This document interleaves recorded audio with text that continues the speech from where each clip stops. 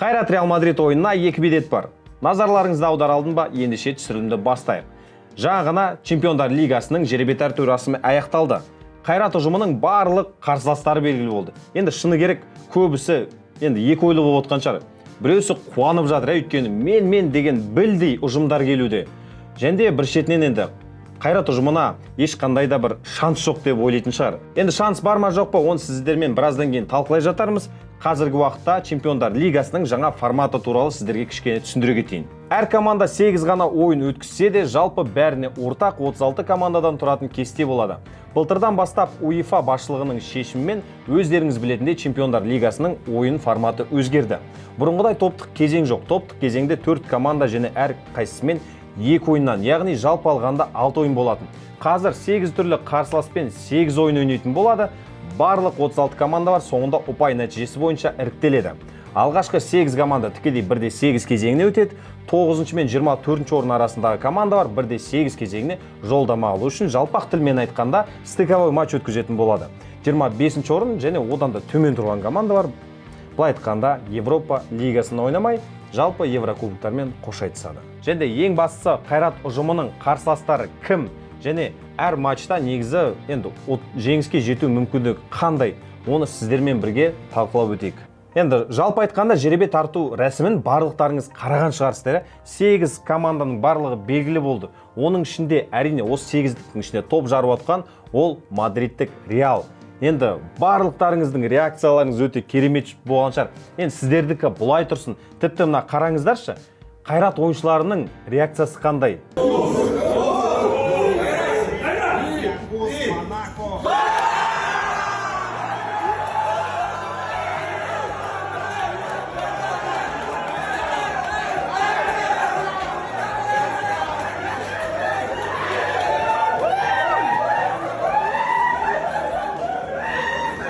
Былайша айтқанда, Қайрат футбол командасы қазақ елінің футболын жалпы бүкіл Европаға паш еткізеді.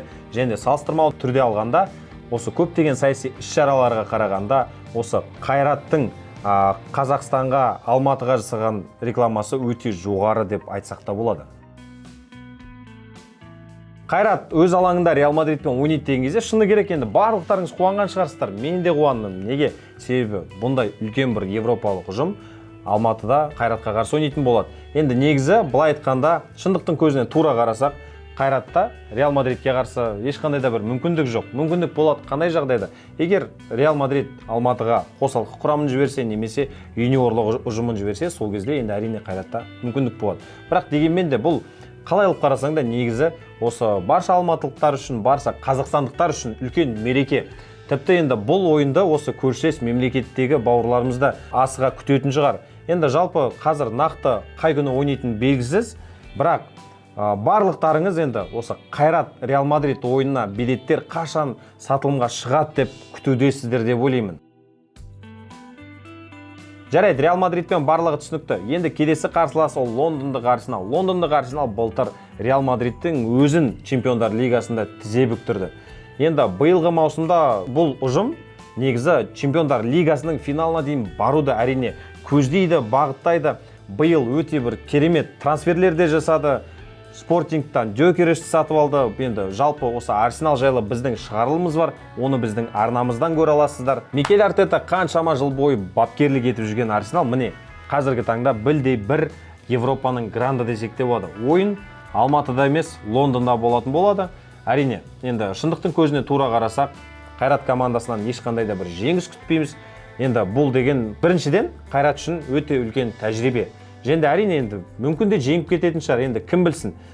Енді футболда барлығы болу мүмкін, кейде осы 99% емес 1% ойнап кетуі мүмкін. Оны біз енді Чемпиондар Лигасының іріктеу кезеңінде көрдік Қайраттың тарапынан, барлығы да болу мүмкін деп ойлаймын. Келесі қарсыласымыз ол Миландық Интер. Былтыр енді өздеріңіз білесіздер, бұл команда финалға өтті Чемпиондар Лигасында. Жартылай финалда Барселонаның тасталқан шығарды, және финалда тек қана ПСЖ-ға 5-0 есебімен есе жіберді.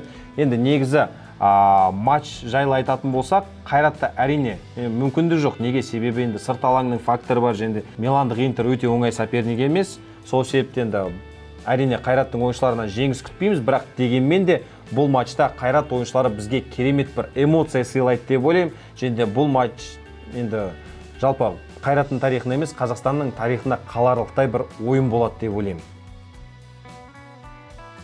Келесі біздің қарсыласымыз ол Бельгиялық Брюгге. Бельгиялық Брюгге өте керемет ұжым. Қаншама жылдар бойы осы Еврокубоктарда өнер көрсетуде. Бұл ойын орталық алаңда, Алматыда болады. Енді негізі менің ойымша Қайрат осы барынша Брюггеден ұпай алатын сияқты. Жарайды. Енді жоғарыда қарсылас осы Арсенал, Реал Мадрид енді ол жақта барлығы түсінікті, бірақ Брюггемен неге ұпай алмасқа? Қайрат осы жалпы Чемпиондар лигасының квалификациялық раундтарда көрсетті. Осы мен дейтін ұжымдарға қарсы қалай ойнайтын. Енді соңғы ойында Селтикті алып қарайық. Селтикпен қарсы тең есеп түсті, және пенальти сериясын ұтты. Енді Брюггемен кем дегенде тең есеп болады, тіпті ұтып кетеді деп те ойлаймын. Келесі біздің қарсыласымыз ол Лиссабондық Спортинг.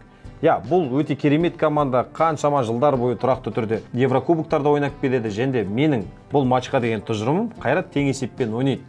Неге дейсіздер, мен қазір жынды деулеріңіз де мүмкін, бірақ та 2018 жылы Астана ұжымы Европа лигасының плей-офф кезеңінде Спортингпен кездескен болатын. Сол кезде өз алаңда 3-1 есебімен ұтылып, Лиссабонда сырт алаңда 3-3 есебімен тең ойнаған болатын. Енді Қайратта да осындай бірдей мүмкіндік бар. Сол себебі неге Қайрат тең есеппен түседі деп айтпасқа. Келесі біздің қарсыласымыз ол Грециялық Олимпиакос. Әрине, бұл өте тәжірибелі команда, бірақ бұл ойын орталық алаңда, яғни Алматыда өткендіктен, меніңше Қайрат тым болмаса тең есеппен немесе ұтып кетуде мүмкін. Енді неге деп ойлайсыздар? Енді жалпы Қайраттың оның алдындағы қарсыластарын алып қалсақ, мысалы Реал Мадрид, Интер, Арсенал, ол жақта бәрі түсінікті. Бірақ енді неге осындай Олимпиакос сияқты ұжымдардан ұпай алмасқа? Және тағы бір айта кететін бір факт, осы соңғы 5-6 ойында Қайрат Чемпиондар лигасының квалификациялық кезеңінде өз алаңында бірде-бір гол өткізбеген. Сол себебі енді Селтиктен өткізбегеннен кейін енді Олимпиакостан да өткізбейді деп ойлаймын. Келесі біздің қарсылас ол Даниялық Копенгаген. Бұл өте мықты тәжірибелі команда. Қаншама жылдар бойы Чемпиондар лигасын ойнап жүр. Әрине, Чемпиондар лигасында атой салып жүрген жоқ, бірақ дегенмен де тұрақты түрде өнер көрсетуде. Екі ұжымды алып қарасақ, мысалы Копенгагенде тәжірибе өте көп Қайраттан қарағанда. Матч сырт алаңда болады, Копенгагенде болады, өте қиын болады деп ойлаймын. Бірақ дегенмен де екі қос ұжымның тарапынан өте керемет ойын күтеміз. Және Қайрат ұжымы тым болмаса бір ұпайды алу үшін барын салады деп ойлаймын. Соңғы қарсыласымыз ол Грециялық Пафос. Бұл ойынға деген тұжырымым Қайрат 3 ұпайды сенімді түрде алады деп ойлаймын. Неге? Себебі біріншіден Грециялық Пафос өте жас ұжымдардың бірі. 2014 жылы құрылған. Ал бұл енді жалпы екі ұжымның тарихын алып салыстырсақ, әрине Қайрат командасының тарихы өте жоғарырақ, біліктілігі де жоғары десек те болады. Бірақ әрине енді футбол болғаннан кейін футболда барлығы болуы мүмкін, бірақ дегенмен де бұл ойында Қайрат жеңіске жетеді деп ойлаймын. Құрметті достар, қорытындылай келе, бүгін Чемпиондар лигасының жеребе тарту рәсімі болды. Қайраттың қарсыластары анықталды. Өте керемет бір команда бар. Оның ішінде әрине атап өтетін ең біріншісі ол Реал Мадрид. Жарты жыл бұрын маған кеп біреу айтса, мысалы, Реал Мадрид Қайратпен бірге центральный стадионда ойнайды десе, мен басың істей ма деп айтатын едім. Бірақ әрине, бұл тарихи сәт. Жалпы біз үшін ғана емес, қазақ футбол үшін де тарихи сәт. Себебі Қайрат ойыншылары осы уақытқа дейін өте үлкен еңбек жасады. Чемпиондар лигасына шығу үшін қаншама маңдай тер төгілді. Және бұл эмоцияны бізге сыйлап отырған әрине Қайрат ұжымы. Жалпы былай айтқанда КПЛ-да болмаса да, Еврокубоктарда қазақтардың ұйымшылдығының өте жоғары екенін де байқадым, шыны керек. Сол себепті енді барлықтарыңызға қолдау білдіріп отырғандарыңызға үлкен рахмет. Бізді тамашалағандарыңызға рахмет. Сау саламатта болыңыздар.